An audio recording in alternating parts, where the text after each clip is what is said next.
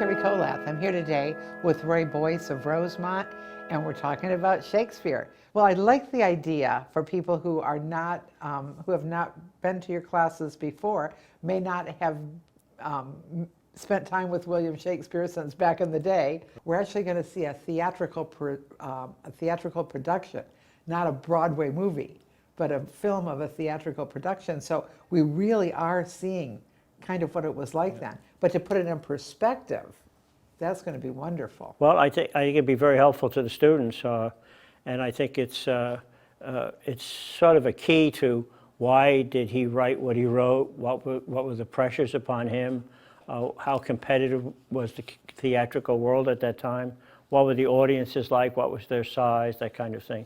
So it's become, over the years, as interesting, very interesting dimension of theater going in the Elizabethan period as the plays themselves to me. Troilus and Cressida. Well, Troilus and Cressida is not a play that's produced very often, and it's the story of that we all know something about. Helen of Troy was kidnapped by the Trojans, and the Greeks were battling over a siege was going on for years, trying to conquer the Trojans' armies and in Troy. And as that period of time went on, there was great unrest among the troops on both sides. Should they keep fighting because of this woman? Should they disband and go home? They've been there for so long.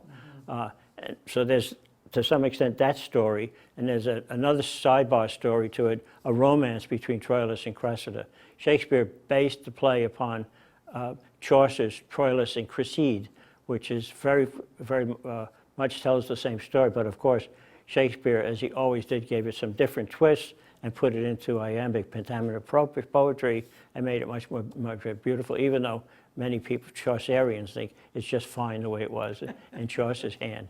But it again is relevant because of the themes that take place about the romance, but also about war and the utility of war and not utility, but the futility of war. And the play ends with many questions about that war and that process very unanswered. So. Watch the theatrical production on film one morning and a discussion with Roy Boyce of Rosemont, recently returned from Oxford, on the next morning. Hope you join us.